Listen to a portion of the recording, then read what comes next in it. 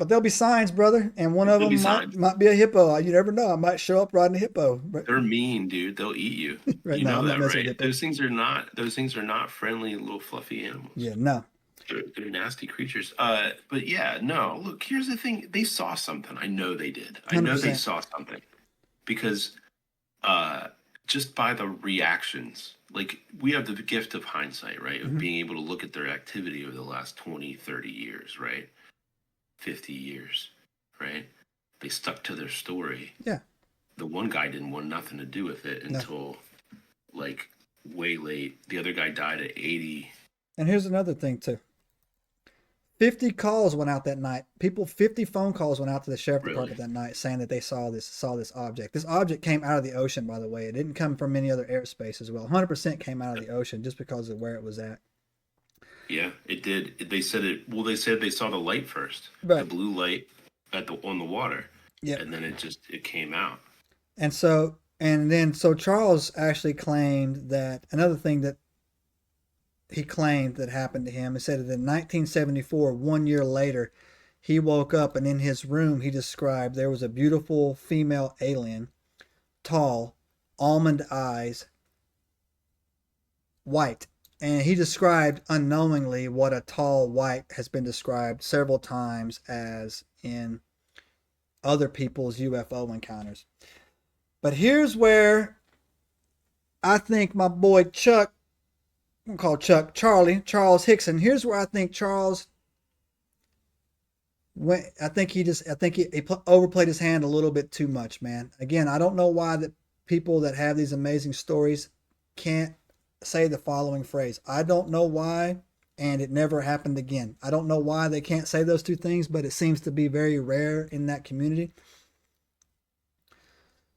Charles said that this woman was beautiful and that she brought him a message of peace. And here is if I could take this pen and stick it in my mouth, I would when I say this right here. She expressed concerns over the environment. Give me a break, man. I'm so sick of hearing that right there. So sick of it, right? Well, Every time somebody has a UFO story, it's like the aliens are upset how we're doing the planet. Okay, then give us something to help us clean up this trash because obviously you traveled here to tell us that. Did you bring us something? or they live here too, Exactly. like you said, They do. and And that's why their concern is for all the nuclear weapons. Because if we start no, throwing no, nukes around, I do believe that part. Now I do believe that part, and I got my whole. You and I have had. We will talk about that in a second, man. We never needed to invent that nuclear weapon. It never needed to get invented. We didn't. We absolutely did not, man. The Germans were cooked. I We've had this I conversation think it before. was I think it was an inevitability, dude. Nah, not me, man. It it was. It would have been done sooner or later. It truly, truly would have been because the physicists at the time Here we go. were were pursuing that sort of just that line of thinking was going to lead them there anyway. It's just that Oppenheimer got there first because of just who he was at the time, right? There's over 6,000 patents right now currently classified in the patent office by the United States government that says that if these patents ever got out, they would drastically change the planet Earth. Half of those patents are how you can make gas cars run on water. The other half is how you can get cured from any disease possible.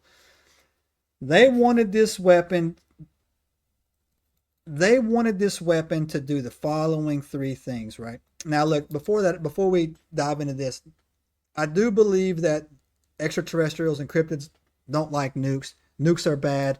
They tear holes in the fabric of the timeline. They are no bueno, man. We should not at all be messing with these things, right?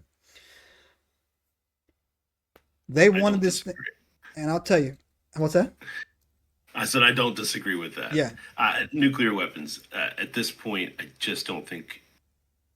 I don't think like the only use I could think of a nuclear weapon at this point is planetary defense. yeah, Meaning, that's if like, something yeah, like a huge asteroid or rock or ship or some shit's coming at us, that is really the biggest card we can play to make it not be there anymore. You know what I mean? Maybe. I do not think that they should ever be used terrestrially no. at all. So I'm American. You understand? What I'm about to say is American. I say from my heart because I'm American. Proud American. Proud American. I got guns, y'all. You understand? I'm a proud American, right? And I know how to use them. And I don't eat no vegetables. And I only eat meat, right? And I'm a firm believer. I'm a firm believer. 7,000 packs a day. That's it, man. I'm a firm believer. Sometimes you got to put your boot up somebody's butt to get things done. Period. But I'm going to say this right now from the bottom of my heart as a proud American. Creating the atomic bomb was an ego thing done by the United States of America military industrial complex to strike fear in the rest of the entire planet. And I'm about to bring the receipts when I do this. Germany was done. Period. I don't disagree with that at all. The Germans' war was over. They were that whole, all they needed was heavy what? No, they didn't. They were building wonder weapons, Luftwaffens, right? They weren't building nukes, right? No way. Period. That's a lie. Number two, the Japanese weren't going to surrender. It doesn't matter. They live on an island. You understand? They're going nowhere. Okay? We needed to end the war quickly. No, we didn't. The war was over. The moment we took Saipan and Iwo Jima on Okinawa, it was done. We didn't need to go on the mainland, right? Yeah, but they never would have surrendered. Well, then keep firebombing their butts, and they would have. We didn't have to drop a nuke, and we dang sure didn't have to drop two, right? We dropped one on Nagasaki as payback for Pearl Harbor. Facts. Two, we dropped the other one on, what was the other one? Hiroshima. To let the rest of the world that we know that we had these, and also to test it out to see how it would do and how it would react, right? And then, and I'll tell you why. Hold on, I know you're ready to dig into this conversation. Yeah, I am. Subscribe now and turn on the notifications to join us on this extraordinary journey into the unknown.